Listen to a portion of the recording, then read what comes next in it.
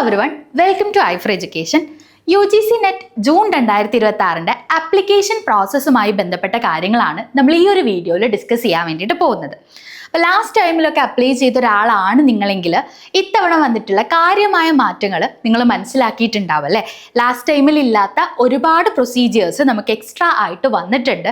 അതെന്തൊക്കെ കാര്യങ്ങളാണ്, അത് നമ്മൾ എന്തൊക്കെ കാര്യങ്ങൾ ശ്രദ്ധിക്കണം എന്നുള്ളതാണ് ഈ ഒരു വീഡിയോയിലൂടെ നോക്കാൻ വേണ്ടിയിട്ട് പോകുന്നത്. സോ ഒരുപാട് ആളുകൾ പ്രോസസ്സ് കോംപ്ലക്സ് ആണെന്നുള്ളത് കൊണ്ട് പഠിക്കുന്നതിനേക്കാളും കഷ്ടമാണ് അപ്ലൈ ചെയ്യാൻ എന്നുള്ള രീതിയിലൊക്കെ സംസാരിക്കുന്നത് കേട്ടിട്ടുണ്ട്. ബട്ട് അത്ര പ്രശ്നങ്ങളൊന്നുമില്ല. എന്തൊക്കെ കാര്യങ്ങളാണെന്നുള്ളത് കൃത്യമായി മനസ്സിലാക്കി നിങ്ങൾ അപ്ലൈ ചെയ്യുകയാണെങ്കിൽ കോംപ്ലിക്കേറ്റഡ് ആയിട്ടുള്ള കാര്യങ്ങളൊന്നുമില്ല കേട്ടോ. മെയ് 20 അപ്ലൈ ചെയ്യാനുള്ള അവസാന തീയതി വരുന്നത്. അതിനു മുന്നേ ആയിട്ട് തന്നെ നിങ്ങളുടെ ആപ്ലിക്കേഷൻ സബ്മിറ്റ് ചെയ്യാൻ വേണ്ടിയിട്ട് പ്രത്യേകം ശ്രദ്ധിക്കുക. സോ എങ്ങനെയാണ് ഈ ഒരു പ്രൊസീജിയർ വരുന്നത് എന്നുള്ളത് നമുക്ക് നോക്കാം. പ്രധാനമായിട്ടും നമുക്ക് 3 സ്റ്റെപ്പുകളാണുള്ളത്. ബട്ട് ഇവിടെ അതിനെ 5 സ്റ്റെപ്പുകളാക്കിയിട്ട് കൃത്യമായിട്ട് എക്സ്പ്ലെയിൻ ചെയ്യുന്നുണ്ട്. ഓക്കെ, അപ്പോൾ ആദ്യം നിങ്ങൾ നോക്കുക. ആദ്യത്തെ സ്റ്റെപ്പ് എന്ന് പറയുന്നത് ഓൺലൈൻ രജിസ്ട്രേഷൻ ആണ്. ഓൺലൈൻ രജിസ്ട്രേഷൻ എങ്ങനെയാണ് വരുന്നത് എന്നുള്ളത് നോക്കാം. അതിനുശേഷം നമുക്ക് വളരെ ഡീറ്റെയിൽഡ് ആയിട്ടുള്ള ഒരു ആപ്ലിക്കേഷൻ ഫോം ഫില്ല് ചെയ്യാൻ വേണ്ടിയിട്ടുണ്ട്. ദെൻ ഡോക്യുമെന്റ്സ് അപ്ലോഡ് ചെയ്യാന്നുള്ളൊരു ഇത് വരുന്നുണ്ട്, സ്റ്റെപ്പ് വരുന്നുണ്ട്. അതിൽ നമുക്ക് എന്താണ് ഫോട്ടോഗ്രാഫ്, സൈന്, ഇനിയിപ്പോൾ PWD കാറ്റഗറിയിലാണ് നിങ്ങൾ വരുന്നതെങ്കിൽ PWD സർട്ടിഫിക്കറ്റ് അപ്ലോഡ് ചെയ്യാനുള്ളൊരു പ്രോസസ്സ് ഉണ്ട്. അത് കഴിഞ്ഞിട്ട് നമ്മൾ എന്താണ് ചെയ്യുന്നത്, നമ്മൾ പേയ്മെൻറ്റ് ചെയ്യാന്നുള്ളൊരു പ്രൊസീജിയർ വരുന്നുണ്ട്. ഓരോ കാറ്റഗറിക്കും എത്രയാണ് ഈ ഒരു ആപ്ലിക്കേഷന് വേണ്ടിയിട്ടുള്ള പേയ്മെൻറ്റ് എന്നുള്ളത് ഇൻഫർമേഷൻ ബുള്ളറ്റിനിൽ കൃത്യമായിട്ട് കൊടുത്തിട്ടുണ്ട്. ഫൈനലി നമുക്ക് അവൈലബിൾ ആയിട്ടുള്ള ആ ഒരു കൺഫർമേഷൻ പേജ് നമ്മൾ ഡൗൺലോഡ് ചെയ്ത് പ്രിൻ്റ് എടുത്ത് വെക്കുകയും കൂടെ വേണം. ഇത്രയാണ് ബേസിക് ആയിട്ട് ഈ ഒരു പ്രൊസീജിയർ വരുന്നത്. ഇനി നമുക്ക് ഇതിൽ സ്റ്റെപ്പ് ബൈ സ്റ്റെപ്പ് ആയിട്ട് എങ്ങനെയാണ് വരുന്നത് എന്നുള്ളത് നോക്കാം. അപ്പോൾ ഇവിടെ കൃത്യമായിട്ട് പറഞ്ഞിട്ടുണ്ട്, നമ്മളുടെ ഇൻസ്ട്രക്ഷൻസിൽ തന്നെ പറഞ്ഞിട്ടുണ്ട് എന്തൊക്കെ കാര്യങ്ങളാണ് നമ്മൾ കയ്യിൽ കരുതേണ്ടത് എന്നുള്ളത് അല്ലേ. നമ്മൾ അപ്ലൈ ചെയ്യുന്ന സമയത്ത് നമുക്ക് എന്തൊക്കെ കാര്യങ്ങൾ വേണം. ഒന്ന്, നമ്മളുടെ 10th സർട്ടിഫിക്കറ്റ് വേണം. അതിലുള്ള പേരുകളും കാര്യങ്ങളുമാണ് നമ്മളിപ്പോൾ നമ്മളുടെ പേരാണെങ്കിലും പാരൻസിൻ്റെ നെയിം ആണെങ്കിലും ഒക്കെ എന്താണോ നമ്മളുടെ 10th സർട്ടിഫിക്കറ്റിൽ കൊടുത്തിട്ടുള്ളത് ആ രീതിയിൽ തന്നെ ആയിരിക്കണം നമ്മൾ കൊടുക്കേണ്ടത്. അതിൽ യാതൊരു ചേഞ്ചും ഉണ്ടാവാൻ പാടില്ല. ദെൻ എന്താണ് നമുക്ക് അവൈലബിൾ ആയിട്ടുള്ള അല്ലെങ്കിൽ നമുക്ക് കൊടുക്കാൻ സാധിക്കുന്നതായിട്ടുള്ള കുറച്ച് ID പ്രൂഫുകളുണ്ട്. അതിൻ്റെയൊക്കെ നമ്പർ ആവശ്യമാണ്. ഒന്നെങ്കിൽ എന്താവാം, പാസ്ബുക്ക് ആവാം, അല്ലെങ്കിൽ പാസ്പോർട്ട്, റേഷൻ കാർഡ്, ഇതൊക്കെ വാലിഡ് ആയിട്ടുള്ള ID പ്രൂഫുകളാണ്. ഇതിൻ്റെ നമ്പർ നമുക്ക് ആവശ്യമായിട്ടുണ്ട്. ദെൻ ക്വാളിഫയിങ് ഡിഗ്രി സർട്ടിഫിക്കറ്റ് അല്ലെങ്കിൽ ലാസ്റ്റ് സെമസ്റ്റർ മാർക്ക് ഷീറ്റ്. നമുക്ക് ആ ഒരു മാർക്ക് ചോദിക്കുന്ന സമയത്ത് ഏത് നമ്മളുടെ സർട്ടിഫിക്കറ്റ് അല്ലെങ്കിൽ മാർക്ക് ഷീറ്റ് നമ്മുടെ കയ്യിൽ ഉണ്ടായിരിക്കണം. പിന്നെ എന്താണെന്ന് വെച്ച് കഴിഞ്ഞാൽ നമുക്ക് അഡ്രസ്സ് ആവശ്യമാണ്. അതിൽ തന്നെ ഡിജിറ്റൽ അഡ്രസ്സ്, നമ്മളുടെ മെയിൽ ID കാര്യങ്ങൾ ആവശ്യമുണ്ട്. അതുപോലെ തന്നെ നമ്മളുടെ ഹോം അഡ്രസ് വിത്ത് പിൻകോഡ് ആവശ്യമായിട്ടുണ്ട്. പിന്നീട് നമ്മൾ എക്സാം സിറ്റി ചൂസ് ചെയ്യുന്ന സമയത്ത് നമുക്ക് പ്രധാനമായിട്ടും 4 സിറ്റീസാണ് ചൂസ് ചെയ്യാനുള്ളത്. ദെൻ ഇതിൽ പറയുന്ന കാര്യങ്ങളൊക്കെ ഉണ്ടല്ലോ, UGC NET സബ്ജക്ട് കോഡ്, അതുപോലെ തന്നെ post graduation level code, then post graduation course code. ഇത്തരത്തിലുള്ള ഇൻഫർമേഷനൊക്കെ ഇൻഫർമേഷൻ ബുള്ളറ്റിനിൽ നിന്ന് തന്നെ നമുക്ക് അവൈലബിൾ ആവുന്നതായിരിക്കും. സോ ഇവിടെ കൃത്യമായിട്ട് പറഞ്ഞിട്ടുണ്ട് കേട്ടോ. ഇതൊക്കെ നമുക്ക് ആ ഒരു ഇൻഫർമേഷൻ ഇൻസ്ട്രക്ഷൻസിൽ നിന്ന് തന്നെ നമുക്ക് അവൈലബിൾ ആയിരിക്കും. അടുത്തതാണ് നിങ്ങൾ കുറച്ചുകൂടെ കൺഫ്യൂസ്ഡ് ആക്കുന്ന ഒരു കാര്യം എന്ന് പറയുന്നത് കാറ്റഗറി സർട്ടിഫിക്കറ്റ് എന്ന് പറയുന്നത്. അതിൽ തന്നെ ഇക്കണോമിക്കലി വീക്കർ സെക്ഷൻ, അതുപോലെ തന്നെ PWD വരുന്നുണ്ട്. ഇനിയിപ്പോൾ OBC NCL ആണെങ്കിലും നമുക്ക് ആ ഒരു സർട്ടിഫിക്കറ്റിൻ്റെ ആവശ്യമുണ്ട്. ഇതാണ് വന്നിട്ടുള്ള മേജർ ആയിട്ടുള്ളൊരു ചേഞ്ച് എന്ന് പറയുന്നത്. ഇപ്പോൾ OBC NCL എന്ന് പറയുമ്പം അതിൻ്റെ സർട്ടിഫിക്കറ്റ് നമ്മൾ സബ്മിറ്റ് ചെയ്യാതെ തന്നെ ലാസ്റ്റ് ടേമിലൊക്കെ ആപ്ലിക്കേഷൻ പ്രൊസീഡ് ചെയ്യാൻ പറ്റുമായിരുന്നു. ബട്ട് ഇത്തവണ അത് മാൻഡേറ്ററി ആയിട്ട് നമുക്ക് വരുന്നുണ്ട്. അതിലും നിങ്ങൾ ടെൻഷൻ അടിക്കേണ്ട. നിങ്ങൾക്ക് ഇതുവരെ സർട്ടിഫിക്കറ്റ് ഇല്ലെങ്കിൽ നിങ്ങൾക്ക് ഇപ്പോൾ സർട്ടിഫിക്കറ്റിന് അപ്ലൈ ചെയ്യാവുന്നതാണ്. നമുക്ക് ഡീറ്റെയിൽഡ് ആയിട്ട് ഡിസ്കസ് ചെയ്യാം.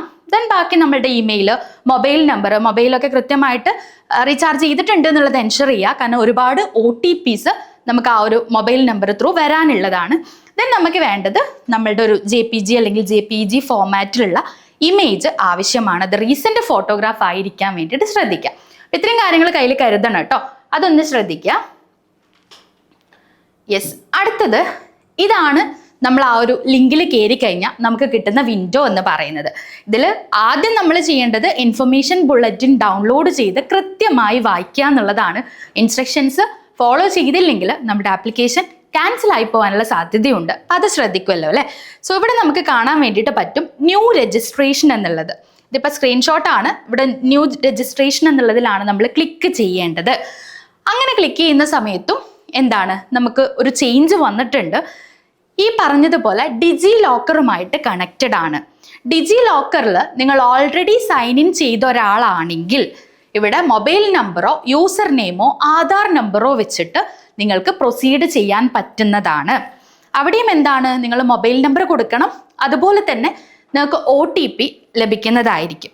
ഓക്കെ, നിങ്ങളൊരു പാസ്വേഡ് ജനറേറ്റ് ചെയ്യണം, അതിനുശേഷം നിങ്ങൾക്ക് OTP ലഭിക്കുന്നതായിരിക്കും. അത് കൺഫേം ചെയ്ത് കഴിഞ്ഞാൽ സൈൻ ഇൻ ആയിട്ട് നമുക്ക് പോവാവുന്നതാണ്. ഇൻ കേസ് നിങ്ങൾക്ക് ഡിജി ലോക്കർ ഇല്ല എങ്കിൽ നമുക്കിവിടെ എന്ത് കാണിക്കുന്നുണ്ട്, സൈൻ അപ്പ് ഓപ്ഷനും കൂടിയുണ്ട്. അപ്പം അവിടെ ആധാർ നമ്പർ കൊടുത്തു കഴിഞ്ഞാൽ നിങ്ങൾക്ക് ഡിജി ലോക്കറിലേക്ക് രജിസ്റ്റർ ചെയ്യാൻ വേണ്ടിയിട്ട് പറ്റും. അപ്പം നേരത്തെ ആപ്ലിക്കേഷൻ ഫീനെ കുറിച്ച് പറഞ്ഞിട്ടുണ്ടായിരുന്നു. നിങ്ങൾ ജനറൽ അൺറിസർവ്ഡ് കാറ്റഗറി ആണെങ്കിൽ 1150 ആപ്ലിക്കേഷൻ ഫീ വരുന്നത്. EWS അതുപോലെ തന്നെ OBC NCL ആണെങ്കിൽ 600 രൂപയാണ്. SC ST PWD കാറ്റഗറിയിലെ തേർഡ് ജെൻഡർ ആണെങ്കിൽ 325 രൂപയാണ് ഫീ. അപ്പം നേരത്തെ പറഞ്ഞ ഡോക്യുമെന്റ്സിന്റെ കൂടെ തന്നെ അക്കൗണ്ടിൽ ഇത്രയും എമൗണ്ട് ഉണ്ട് എന്നുള്ളത് ഉറപ്പുവരുത്തുക. നിങ്ങളുടെ കാറ്റഗറി ഏതാണോ അതിനനുസരിച്ചുള്ള എമൗണ്ട് ഉണ്ട് എന്നുള്ളത് ഉറപ്പുവരുത്തുക. അപ്പം ന്യൂ രജിസ്ട്രേഷൻ ക്ലിക്ക് ചെയ്താൽ നമുക്ക് ഇങ്ങനെയൊരു വിൻഡോ ആണ് കാണാം. ഓൾറെഡി രജിസ്റ്റർ ചെയ്താൽ സൈൻ ഇൻ കൊടുക്കുക, രജിസ്റ്റർ ചെയ്തില്ലെങ്കിൽ സൈൻ അപ്പ് കൊടുത്ത് രജിസ്റ്റർ ചെയ്യാൻ വേണ്ടിയിട്ട് ശ്രദ്ധിക്കുക. പിന്നീട് നമുക്ക് കാണാൻ പറ്റുന്നത് ഡിജി ലോക്കർ ഒതന്റിക്കേഷൻ അതോടുകൂടി സെറ്റ് ആയിട്ടുണ്ടാവും. Click here to proceed for registration, അതിലാണ് നമ്മൾ ക്ലിക്ക് ചെയ്യേണ്ടത്. അതിൽ ക്ലിക്ക് ചെയ്യുന്ന സമയത്ത് നമ്മൾ ഫസ്റ്റ് പറഞ്ഞിട്ടുള്ള രജിസ്ട്രേഷനാണ് ഇവിടെ സെറ്റ് ആവുന്നത്. അപ്പം ഇതിൻ്റെ ഭാഗമായിട്ട് നമ്മൾ നമ്മുടെ പേഴ്സണൽ ഡീറ്റെയിൽസ്, കോൺടാക്ട് ഡീറ്റെയിൽസ്, അഡ്രസ്സാണ്, ഇലക്ട്രോണിക് കമ്മ്യൂണിക്കേഷൻ ഡീറ്റെയിൽസ്, അവിടെ നമ്മളുടെ മെയിൽ ID മൊബൈൽ നമ്പറൊക്കെ ആണ് വരുന്നത്, പെർമനൻ്റ് അഡ്രസ്സ്, അതുപോലെ തന്നെ നമ്മളൊരു പാസ്വേഡും സെറ്റ് ചെയ്യണം. ഓക്കെ, പാസ്വേഡിന് തന്നെ ഇൻസ്ട്രക്ഷൻസ് ഉണ്ട്.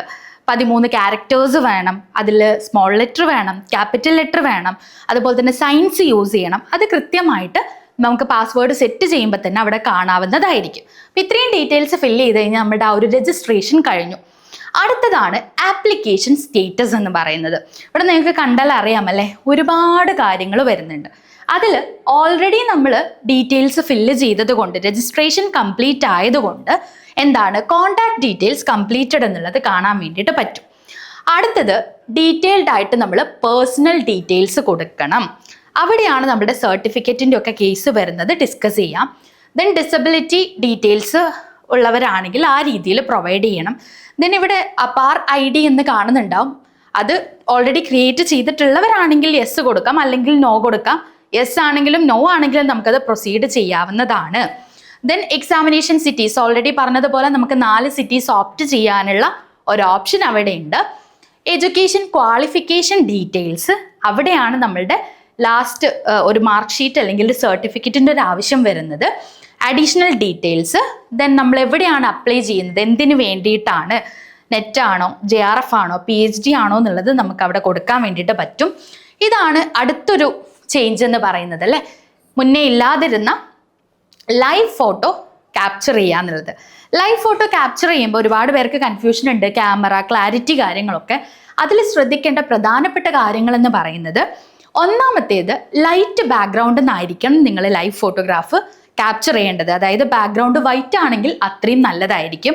പിന്നൊരു കാര്യം ശ്രദ്ധിക്കേണ്ടത്, നമ്മൾ എന്താ പറയുക, ബാക്ക്ഗ്രൗണ്ട് അല്ലെങ്കിൽ ബാക്കിലുള്ള എന്താ പറയുക, ബാക്ക്ഗ്രൗണ്ടിന് ഇമ്പോർട്ടൻസ് കൊടുക്കാതെ നമ്മളുടെ ഫേസ് ഒരു 80% എങ്കിലും ഫ്രെയിമിൽ ഉണ്ടാവുന്ന രീതിയിൽ കൊടുക്കാൻ വേണ്ടിയിട്ട് പ്രത്യേകം ശ്രദ്ധിക്കുക. അതാണ് നമ്മൾ ലൈവ് ഫോട്ടോഗ്രാഫ് ക്യാപ്ചർ ചെയ്യുമ്പോൾ ശ്രദ്ധിക്കേണ്ടത്. അതിൽ ടെൻഷൻ ആവേണ്ട, നോർമലി നമുക്ക് ലാപ്ടോപ്പിൽ വെബ് ക്യാം യൂസ് ചെയ്ത് ചെയ്യാം, അല്ലെങ്കിൽ നമുക്ക് എന്താണ് ഫോണിലാണെങ്കിലും ആ ലൈവ് ഫോട്ടോ അവിടെ അപ്ലോഡ് ചെയ്യാൻ പറ്റുന്നതാണ്. ഒരു ഡാർക്കായിട്ട് ലൈറ്റ് അധികം ഇല്ലാത്തടത്തൊന്നും ഇരുന്നിട്ട് ഫോട്ടോ എടുക്കാതിരിക്കാൻ വേണ്ടിയിട്ടൊന്ന് ശ്രദ്ധിക്കുക കേട്ടോ. പിന്നെ നമുക്ക് വരുന്ന ഡോക്യുമെന്റ് അപ്ലോഡാണ്. ഡോക്യുമെന്റിൽ മെയിൻലി എന്താണ്, സൈന് വരുന്നുണ്ട്, അതുപോലെ തന്നെ എന്താണ് സൈന് വരുന്നുണ്ട്, അതുപോലെ തന്നെ നമ്മുടെ ഫോട്ടോഗ്രാഫ് കൊടുക്കണം. PWD ആണെങ്കിൽ ആ ഒരു കാറ്റഗറി സർട്ടിഫിക്കറ്റ് നമുക്ക് പ്രൊവൈഡ് ചെയ്യണം. ഇനി നമ്മൾ പേഴ്സണൽ ഡീറ്റെയിൽസിൽ ഞാൻ ഓൾറെഡി പറഞ്ഞു, പേഴ്സണൽ ഡീറ്റെയിൽസ് നമ്മൾ കൊടുക്കുന്ന സമയത്ത് ഇവിടെ കാറ്റഗറി എന്ന് പറഞ്ഞിട്ട് നമുക്ക് കാണാൻ വേണ്ടിയിട്ട് പറ്റും. അതിൽ നമ്മൾ കാറ്റഗറി കൊടുക്കുന്ന സമയത്ത് SC, ST, OBC, ജനറൽ, ഇങ്ങനെ കുറച്ച് കാറ്റഗറീസ് EWS ഒക്കെ വരുന്നുണ്ട്. ഇതിൽ നിങ്ങൾ ജനറൽ ആണ് കാറ്റഗറി എങ്കിൽ നിങ്ങൾക്ക് പ്രൊസീഡ് ചെയ്യാം, സർട്ടിഫിക്കറ്റിൻ്റെയും ഒന്നും ആവശ്യമില്ല. വേറാസ് നിങ്ങളൊരു OBC NCL സെൻട്രൽ ലിസ്റ്റിൽ OBC വരുന്ന കാൻഡിഡേറ്റ് ആണെങ്കിൽ നിങ്ങൾ അവിടെ എന്ത് ചെയ്യണം? കാറ്റഗറി കൺഫേം ചെയ്യണം. അതിനുശേഷം നിങ്ങൾക്ക് ഇവിടെ ക്വസ്റ്റ്യൻ ചോദിക്കുന്നുണ്ട് അല്ലേ, do you have a valid category certificate issued by an authorised government office? അപ്പോൾ അവിടെ കാറ്റഗറി സർട്ടിഫിക്കറ്റ് ആവശ്യമാണ്. യെസ് ആണ് കൊടുക്കുന്നതെങ്കിൽ എന്തൊക്കെ ചോദിക്കും? 2 ഓപ്ഷൻസ് ഉണ്ട് കേട്ടോ. ഒന്ന് യെസ് ആണ്, രണ്ടാമത്തെ ഓപ്ഷൻ എന്ന് പറയുന്നത് no, I have applied but awaiting the certificate. അപ്പം നിങ്ങൾ ടെൻഷൻ ആവണ്ട. ഇപ്പം പെട്ടെന്ന് 20-ാം തീയതി ആണ് ലാസ്റ്റ് ഡേറ്റ്, 20-ാം തീയതിക്ക് മുന്നേ സർട്ടിഫിക്കറ്റ് കിട്ടൂലല്ലോ എന്നൊന്നും വിചാരിച്ച് നിങ്ങൾ ടെൻഷൻ ആവേണ്ട ആവശ്യമില്ല. 2 ഓപ്ഷൻസ് ഉണ്ട്. അതിൽ നിങ്ങൾക്ക് സർട്ടിഫിക്കറ്റ് ഇല്ലെങ്കിൽ നോ ഐ ഹാവ് അപ്ലൈഡ് എന്നുള്ള ഓപ്ഷനും കൊടുക്കാവുന്നതാണ്. ഇനി നിങ്ങൾ യെസ് ആണ് കൊടുക്കുന്നതെങ്കിൽ എന്തൊക്കെ കാര്യങ്ങൾ നമ്മൾ ഫില്ല് ചെയ്യണം? ഇവിടെ കാറ്റഗറി സർട്ടിഫിക്കറ്റ് ID അല്ലെങ്കിൽ അതിൻ്റെ നമ്പർ കൊടുക്കണം. അതുപോലെ തന്നെ ഇഷ്യൂ ഡേറ്റ് നമ്മൾ പ്രൊവൈഡ് ചെയ്യണം. ഏത് അതോറിറ്റി ആണ് അത് ഇഷ്യൂ ചെയ്തതെന്നുള്ളത് നമ്മൾ കൊടുക്കണം, യെസ് ആണെങ്കിൽ കേട്ടോ. ഇനിയിപ്പം നോ ആണെങ്കിൽ നമ്മൾ എന്തൊക്കെയാണ് കൊടുക്കേണ്ടത്? നോ ആണെങ്കിൽ അപ്ലൈ ചെയ്ത് കഴിഞ്ഞാൽ നിങ്ങൾക്ക് അറിയുന്നുണ്ടാവും ഞാൻ വിചാരിക്കുകയാണ്. അക്ഷയ ത്രൂ അല്ലെങ്കിൽ കഫേ ത്രൂ ഒക്കെ നമുക്കിത് അപ്ലൈ ചെയ്യാവുന്നതാണ്. ഇത് സെൻട്രൽ പേർപ്പസിനായതുകൊണ്ട് തന്നെ അത് കൃത്യമായിട്ട് പറയണം കേട്ടോ. നമ്മൾ സ്റ്റേറ്റ് പേർപ്പസിനുള്ളതും ഉണ്ട്, സെൻട്രൽ പേർപ്പസിനുള്ളതും ഉണ്ട്. സെൻട്രൽ എഡ്യൂക്കേഷൻ പേർപ്പസ് എന്നുള്ളത് കൃത്യമായിട്ട് കമ്മ്യൂണിക്കേറ്റ് ചെയ്യുക. ഈ ഒരു ആപ്ലിക്കേഷൻ പോവേണ്ടത് താലൂക്കിലേക്കാണ്. അപ്പോൾ വൺസ് നമ്മളത് അപ്ലൈ ചെയ്യുമ്പോൾ തന്നെ നമുക്ക് ആപ്ലിക്കേഷൻ നമ്പർ കിട്ടും. സോ അതിൽ നിങ്ങൾ പേടിക്കേണ്ട ആവശ്യമില്ല. അപ്പം നമ്മൾ എന്താ കൊടുക്കുക? കാറ്റഗറി സർട്ടിഫിക്കറ്റ് ആപ്ലിക്കേഷൻ റെസിപ്റ്റിൻ്റെ ഒരു നമ്പർ കിട്ടും, അതിവിടെ പ്രൊവൈഡ് ചെയ്താൽ മതി. അപ്പോൾ സർട്ടിഫിക്കറ്റ് ഇല്ലാത്തവരും ടെൻഷൻ ആവേണ്ട ആവശ്യമില്ല, അപ്ലൈ ചെയ്യാതിരിക്കരുത്. ദെൻ എന്താണ് കൊടുക്കേണ്ടത്? Date on which it is applied. Apply ചെയ്ത് അന്നത്തെ ഒരു ഡേറ്റ് കൊടുക്കുക.